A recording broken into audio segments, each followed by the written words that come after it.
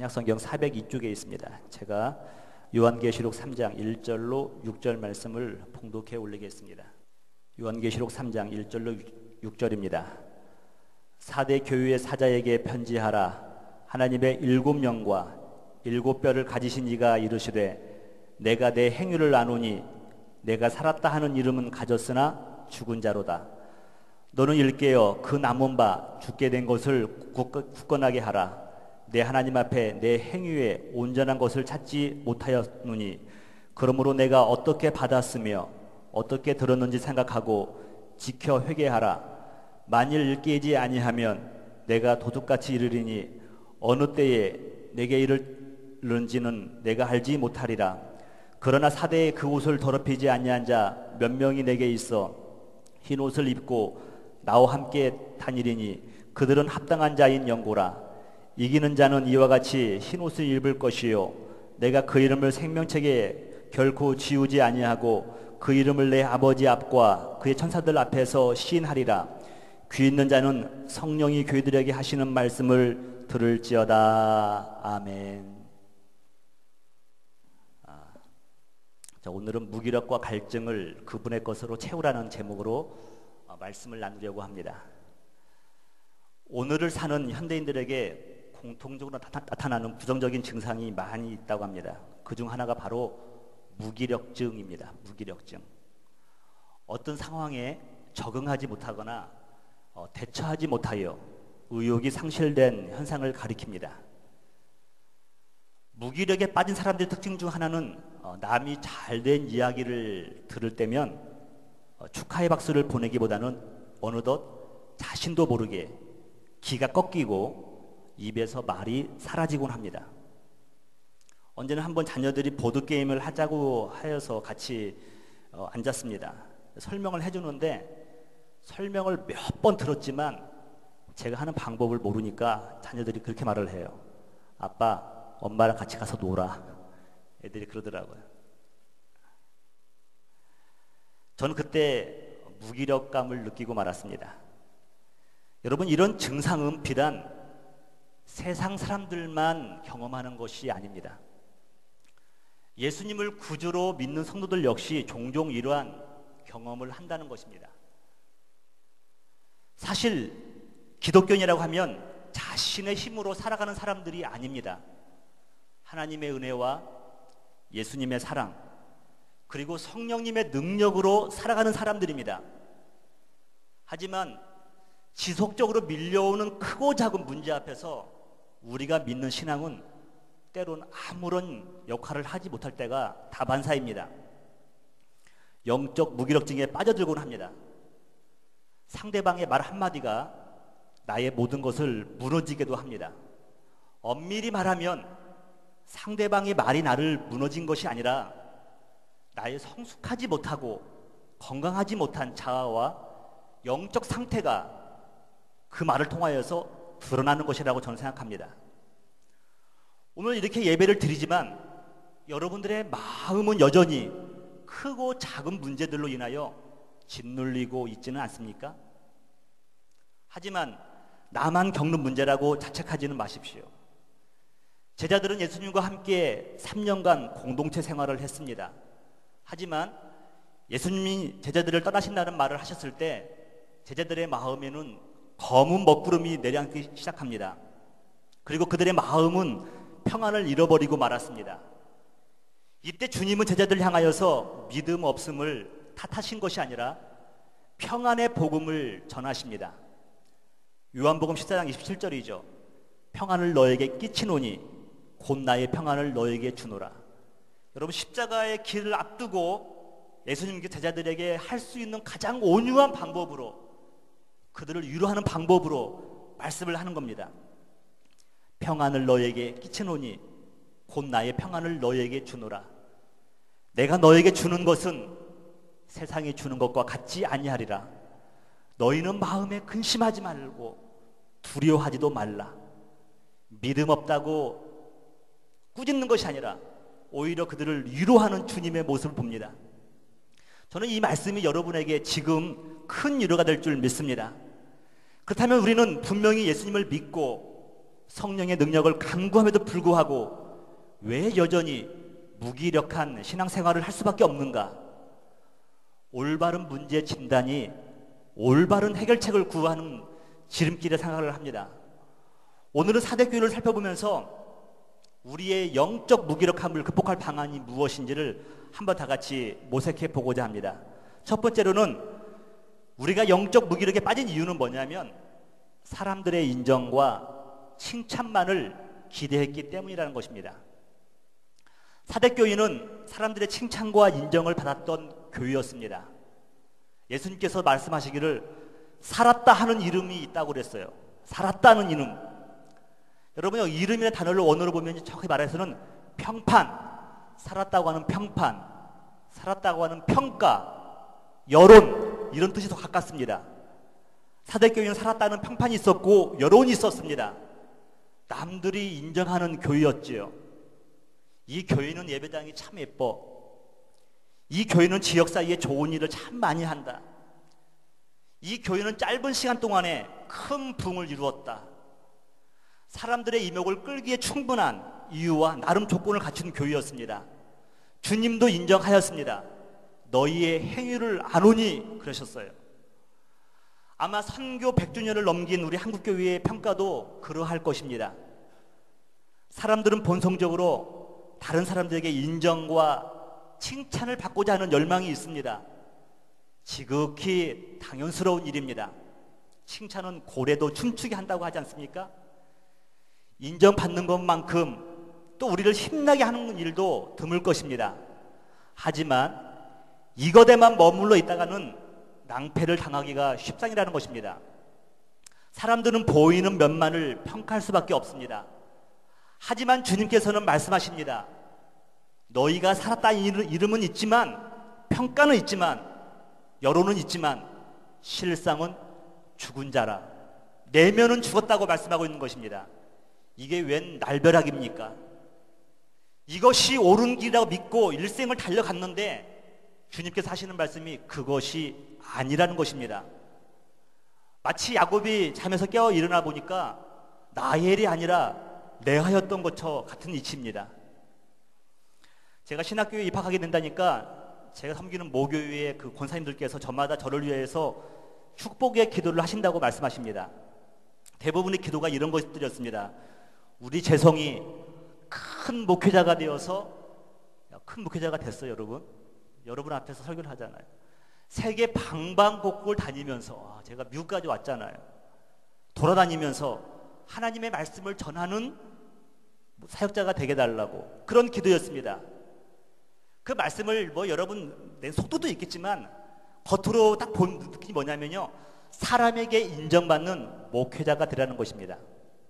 그 당시에는 그에게 그런 복받는 사역자가 다인 줄 알았습니다. 그게 유명하고 주님이 인정하는 줄 알았습니다. 그러나 성경을 보니까요, 예수님은 이렇게 말씀하십니다. 마태복음 25장 21절에 보니까 그 주인이 이르되 잘하였도다. 칭찬을 받는 종이 있어요. 근데 착하고 충성된 종아, 착하고 충성된 종아, 이 사람은 뭘 잘했냐면요, 내가 적은 일에 충성하였음에 그랬어요. 적은 일에 충성하였음에 내가 많은 것을 내게 맡기르니 내 주인의 즐거움에 참여할지어다 라고 말씀하고 있습니다. 이 착하고 충성된 종은 적은 일에, 남들이 관심을 가지지 않는 것에 그 일을 했다는 것입니다. 남들이 하찮게 여기는 그것을 했다는 것이지요. 남들이 돌아보지 않는 사람을 돌보았다는 것입니다. 더 크게 말하면 육적인 일보다 영적인 일에 관심을 가졌다는 것입니다. 예수님의 뜻을 알고 나니까요, 진실된 목회자, 하나님 앞에서 정직한 목회자로 대한 열망이 더욱 커다랗게 다가왔습니다. 저도 그렇듯이 우리 모든 부모들의 마음은 자녀들이 잘 되기를 바라는 마음, 세상에서 성공하기를 바라는 마음일 것입니다. 여러분, 그러나 잘 되기를 바라는 것이, 성공하기를 바라는 것이 사람 앞에서입니까? 아니면 하나님 앞에서입니까? 우리 자녀들이 성공하기를 바라지만 하나님과의 관계가 단절된 성공, 저와 여러분들은 이것을 두려워해야 하는 것입니다. 우리가 잊어서는 안 될 것은 사람들의 평가와 하나님의 평가는 다를 수 있다는 것입니다. 교회를 향한 저의 기도 제목은 다음과 같은 것들입니다. 남가주 누리교회가 영적으로 건강한 교회가 될 수 있는가? 성서적인 교회를 닮아갈 수 있는가? 아니 최우선적으로 주께서 인정하시고 꿈꾸는 신앙 공동체, 사랑의 공동체가 될 수 있는가? 이것이 저의 기도 제목입니다. 사대교회를 향한 주님 평가는 냉혹했습니다. 너희를 통하여서 행위에 온전한 것을 찾지 못했다는 것입니다. 사람들의 평가는 좋았지만, 칭찬은 있었지만, 그러나 예수님은 말씀하시기를 나는 행위에 온전한 것을 찾지 못했다는 것입니다. 주님과의 온전한 관계를 통하여서 주님의 인정을 받고 칭찬을 받고 또 그런 우리 교회가 돼야 되고 여러분의 자녀, 여러분들의 인생이 돼야 될 줄 믿습니다. 주님한테 칭찬받지 못하는 교회, 자녀들, 우리 가정, 우리 인생은요 반쪽짜리밖에 안 된다는 것입니다. 아무쪼록 여러분들이 주님과의 올바른 관계를 통하여서 주님의 칭찬을 받는 여러분 되시기를 다시 한번 주님의 이름으로 축복을 합니다. 두 번째로는요, 영적 무기력을 극복하려면은 주님의 경고를 귀담아 들어야 된다는 것입니다. 주님의 경고를 귀담아 들어야 된다. 칭찬은 누구나 쉽게 할 수 있으며 또 쉽게 받아들일 수 있습니다. 하지만 누군가에게 경고나 권면의 말을 한다는 것은 결코 쉬운 일이 아닙니다. 이젠 그 사람과 끝이다, 다시는 안 볼 사람이다 라고 생각하지 않는 한 함부로 말을 할 수 없는 것이 사실입니다. 조심하고 또 조심하고 우회적으로 돌려서 행여나 상처나 받지 않을까 염려하면서 끝내 말하기를 포기하는 것이 우리들 일수입니다. 하지만 그 사람을 사랑하고 그 사람이 잘 되기를 바라는 마음이라면 먼저 기도하고 성령께서 주신 지혜를 구하며 말하는 것도 한 방법이라고 생각을 합니다. 마음은 통하는 법이니까요. 주님의 경고는 우리에게 기회임을 명심해야 합니다. 저와 여러분들은 주 앞에 나갈 때 모든 자녀들은 다음의 말씀을 가슴에 새기고 당당하게 나가야 된다는 것입니다. 그 말씀 뭐냐면 이거예요. 로마서 5장 8절, 우리가 아직 죄인 되었을 때. 여러분, 이 말씀 한마디면요 주님 앞에서 용납이 안 되는 것이 없어요. 우리가 아직 죄인 되었을 때 하나님께서는요 당신의 독생자를 우리에게 주심을 통하여서 우리를 향한 자기의 사랑을 보여주셨다고 말씀하고 있습니다. 우리가 아직 죄인 되었을 때, 내가 뭐 남편다운 남편이었을 때, 부모다운 부모였을 때, 성도다운 성도였을 때, 그때가 아니라 내가 아직 죄인 되었을 때 하나님께서는 우리를 사랑하시마 작정을 하시고 독생자를 주시겠다고 말씀을 하신 겁니다. 그러니까 주님 앞에 나간 자들은요 우리가 아직 죄인 되었을 때 이 말씀을 붙들는다는 것입니다. 이 말씀보다 더 우리를 당당하게 하는 말씀도 없을 듯 합니다. 우리 예수님은 용서를 전제로 하시고 저와 여러분에게 경고와 회개를 촉구하고 계시는 것입니다. 우리가 잘 아는 돌탕 이야기 아시지 않습니까? 돌아온 탕자 이야기.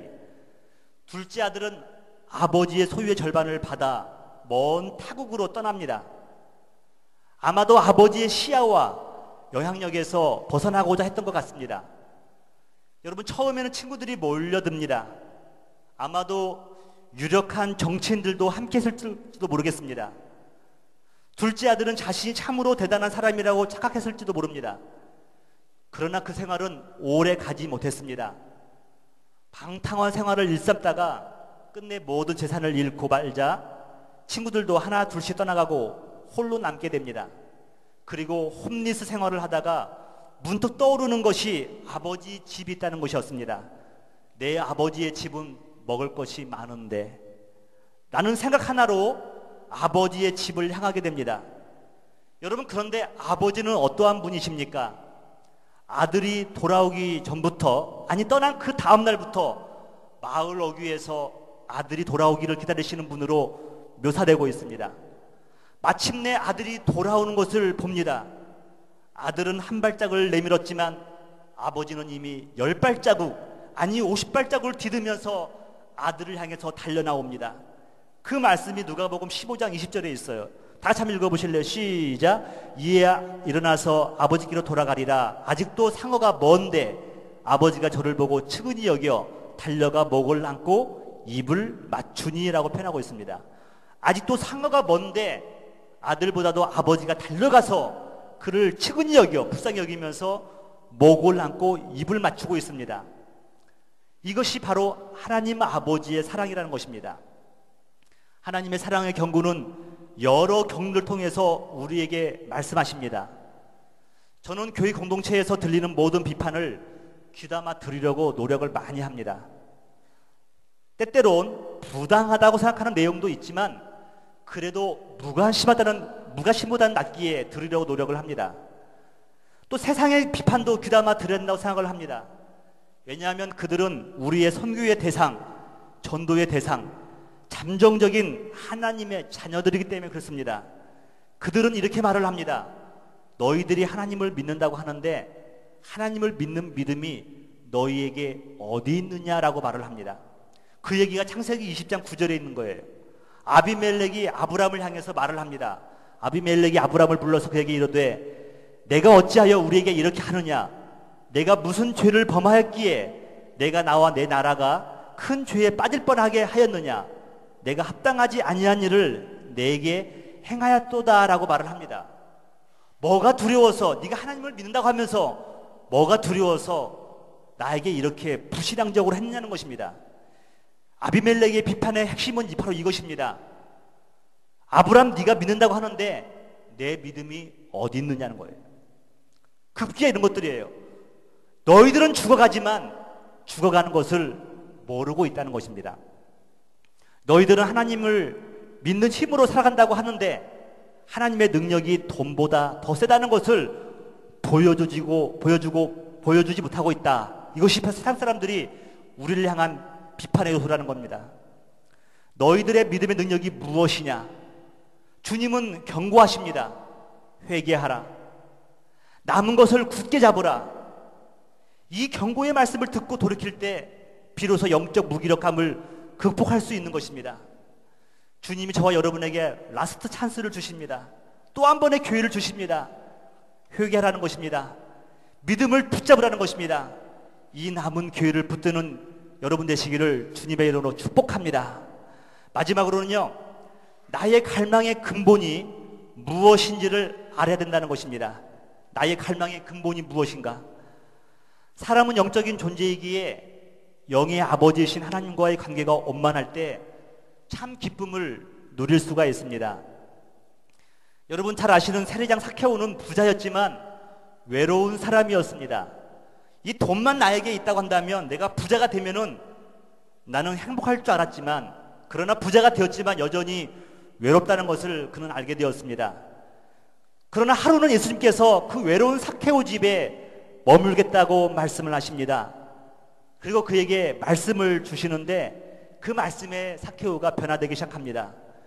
외로운 사람이었는데 예수님이 찾아와 주시사 그에게 생명의 말씀을 주시는 겁니다. 여러분 얼마나 기뻤는지 모릅니다. 이 기쁨은요, 자신의 전 재산과 바꿀 수 있는 기쁨이었습니다. 여러분 누가복음 19장 8절 한번 보실래요? 삭개오가 서서 주께 여짜오되 주여 보시옵소서, 내 소유의 절반을 가난한 자들에게 주겨 싸우며. 여러분 소유 절반이 떨어졌습니다. 소유 절반을 잃어버린 거예요. 그리고 말하기를 만일 누구의 것을 속여 빼앗은 일이 있으면 내 갑절이나 갚겠나이다. 삭개오가 쌓았던 모든 재산들은요, 남의 것을 빼앗은 것입니다. 그는 아마도 그 갚기 위해서 어디선가 돈을 많이 빌려와야 될 형편이었을 것입니다. 어쩌면 삭개오는 무일푼 신세가 되었을지도 모릅니다. 하지만 그의 인생은요, 기쁨으로 충만했을 것입니다. 왜냐하면 주님을 만났기 때문에, 영적인 갈급함이 무엇인가를 해결받았기 때문에 그렇다는 것입니다. 이 세상에서 누리는 모든 기쁨은 주님과의 관계에서 누려야 할 기쁨의 그림자일 뿐이라는 것입니다. 하나님의 부유함의 그 기쁨을 물질에서 우리는 대신 느낄 수가 있습니다. 하나님과 나의 관계, 하나님과 나의 부자 관계, 자녀 관계가 우리의 자녀를 통하여서 그 관계에서 그 기쁨을 누릴 수가 있습니다. 하나님과 나와의 사랑의 기쁨을 남녀의 에로스 사랑에서 우리는 느낄 수가 있습니다. 여러분, 물질, 자녀와의 관계, 남녀 사이에서 느낄 수 있는 모든 기쁨, 이건 모든 건 좋은 것이지만 하나님과의 관계에서 누릴 수 있는 그림자에 불과하다는 것을 저와 여러분은 알아야 된다는 것입니다. 이 그림자가 이 정도인데 주님과 영적인 관계에서 누리는 그 기쁨은 얼마나 크겠습니까? 우리의 본능적 갈망은 보이는 것이 아니라 영적인 것을 추구하는 것입니다. 주께서 그것을 주시겠다고 말씀을 하십니다. 여러분, 4절에 보시면 사대에 그 옷을 더럽히지 아니한 몇 명이 내게 있어 흰 옷을 입고 나와 함께 다니리니 그들은 합당한 자인 영고라 말씀하고 있습니다. 흰 옷을 입고 주님과 함께 거닌다고 말씀하십니다. 또 5절에 보면요, 그 이름을 생명책에서 결코 지우지 아니하라고 말씀하고 있습니다. 여러분, 흰 옷을 입고 생명책에서 이름이 적혀졌는데 지우지지 않는 인생, 그 인생의 기쁨은 얼마나 크겠습니까? 여러분, 우리의 갈망의 근본이 무엇인지를 알아야 된다는 것입니다. 세상 것이 아닌 바로 예수님의 것으로만 배부를 수 있어야 된다는 것입니다. 그래서 우리는 오늘 어떠한 삶을 살아야 되는 것입니까? 하나님이 우리를 통하여 원하시는 것은 무엇이라고 생각하시는 겁니까? 1차적으로 올바른 관계입니다. 그리고 어느 순간이든지 간에 진실하기를 원하시는 것이 바로 하나님의 뜻입니다. 여러분 잘 아시는 테레사 수녀는 인도의 칼카타에서 한 200여 명의 고아들을 돌보았습니다. 그가 노벨 평화상을 수상했을 때 그 수상을 못마땅히 여기는 한 기자가 질문을 했습니다. 당신은 평생 200여 명의 고아를 돌보았지만 성공한 기업가들은 수천 명의 고아들에게 유익함을 주고 있는데 그것에 비하면 당신은 초라한 일을 하고 있지 않습니까? 라고 질문했습니다. 근데 테레사 수녀가 이러한 대답을 했다고 그러여요. 하나님께서 나를 보내신 것은 성공하라고 보내신 것이 아니라 모든 상황 속에서 진실하라고 보내셨다라고 대답했다고 합니다. 여러분, 뭐가 성공입니까? 모든 사람들 앞에서 진실할 수 있는 것, 이것이 진정한 성공이라는 것입니다. 이것이 우리를 영적 무기력증에서 갈증에서 해방시킬 수 있다는 것을 여러분 믿으시기 바랍니다. 오늘 말씀 마치면서 마지막 때에 여러분 당신은 하나님의 유일한 대안이 되시기를 소원하시기 바랍니다. 나는 하나님의 유일한 대안이다. 여러분, 소돔과 고모라성이 멸망할 때에 의인 10명이 없어서 소돔과 고모라성은 망하였는데 오늘 이 시대에 사람들이 타락하고 세상이 썩었다고 말을 하지만 그러나 하나님 보시기에 그 멸망을 뒤로 밀릴 수밖에 없는 이유가 뭐냐면 바로 여러분이에요. 여러분들이 그 의인으로서의 대안이 되는 것입니다. 그리스도의 옷을 입고 주님과 함께 동행하면서 생명책에 이름이 기록된 바로 여러분 때문에 주님께서는 말씀을 하십니다. 내가 너 때문에 웃는다. 내가 너 때문에 기쁘다 라고 주님께서 말씀을 하시는 겁니다. 여러분, 그 주님의 모습을 상상해 보시면서 오늘도 또 남은 여생 가운데 여러분 승리하는 여러분 되시기를 주님의 이름으로 축복합니다. 다 같이 일어나셔서 우리는 주의 백성이오니 부르시면서 예배를 마치도록 하겠습니다.